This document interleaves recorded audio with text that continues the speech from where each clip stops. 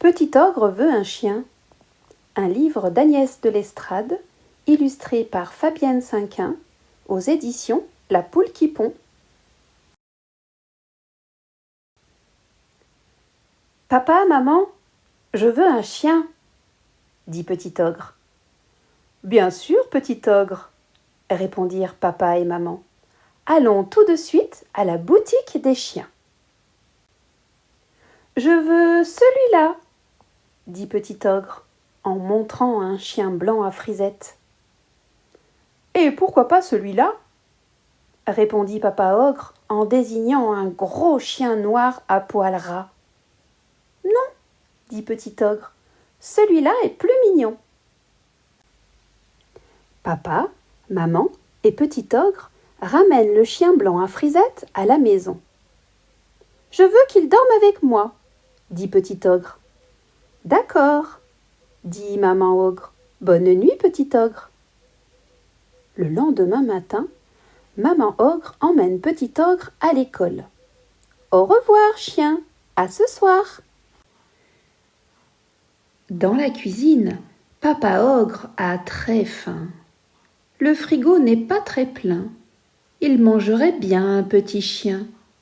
Papa ogre ne réfléchit pas avec sa tête, il réfléchit avec son ventre. Il se précipite sur le petit chien à frisette et gloups, il l'avale.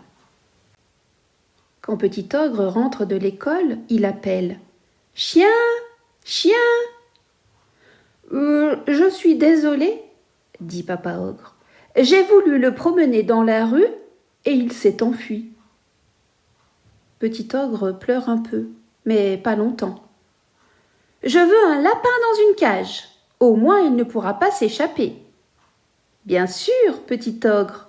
Allons dans la boutique des lapins. »« Je veux celui-là, » dit Petit ogre en montrant un tout petit lapin rikiki.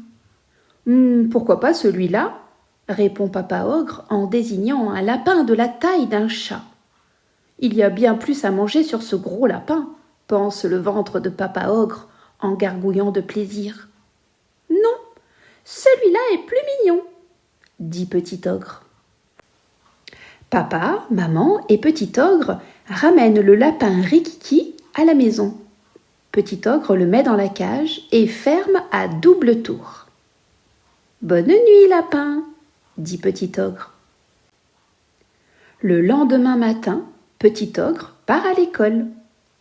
Papa ogre se précipite sur la cage. Elle est fermée à clé.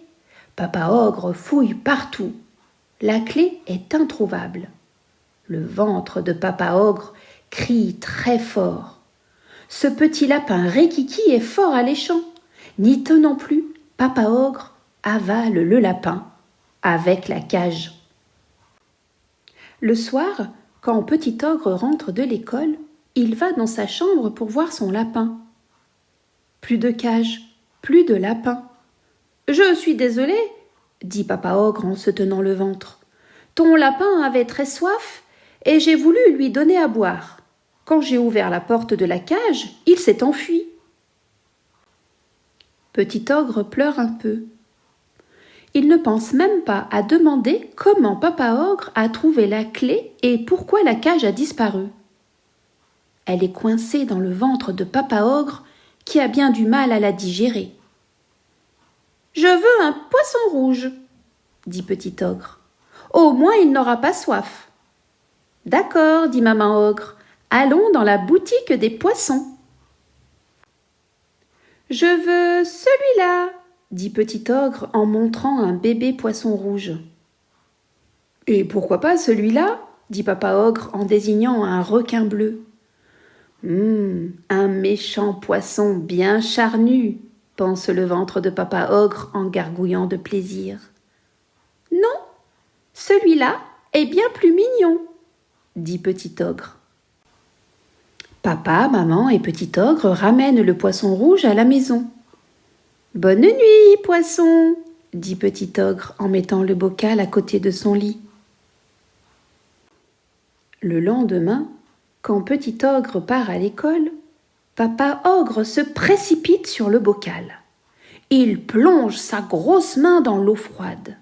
Mais le petit poisson rouge lui glisse entre les doigts. Alors Papa Ogre vide le bocal dans l'évier et saisit l'animal. Puis il coupe du citron, ajoute un peu d'aneth et déguste le poisson rouge en se léchant les babines. Le soir, Petit Ogre rentre de l'école et trouve le bocal vide.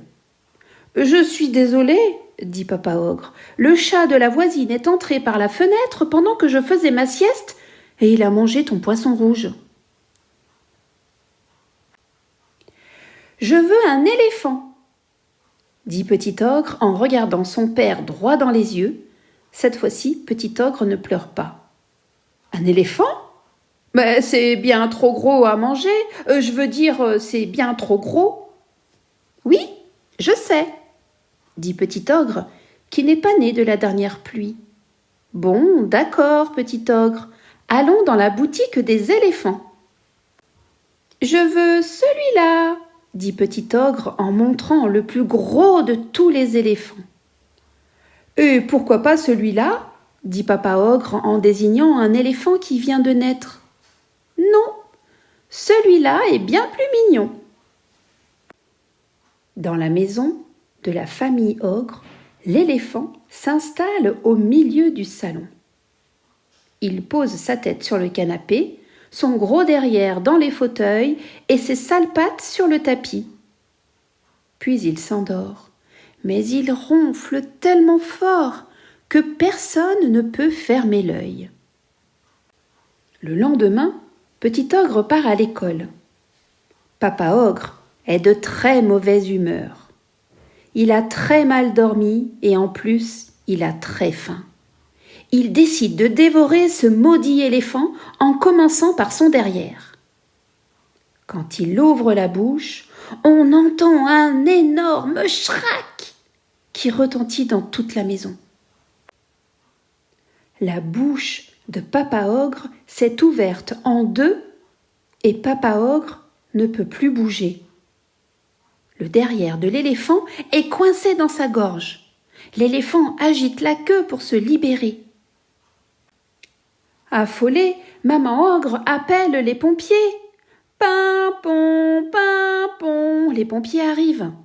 Ils attachent l'éléphant avec une corde au bout de leur camion et ils démarrent. Les grosses fesses de l'éléphant sortent enfin de la bouche de Papa Ogre.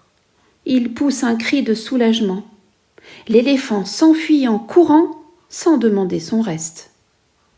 Pendant ce temps, le docteur des pompiers recoue la bouche de Papa Ogre avec du joli fil rouge. Maintenant, Papa Ogre ne peut presque plus ouvrir la bouche. Il boit du bouillon de légumes avec une paille et son ventre continue de gargouiller de plaisir. « Papa, maman, je veux un chien !» dit Petit Ogre en regardant la toute petite bouche de Papa Ogre.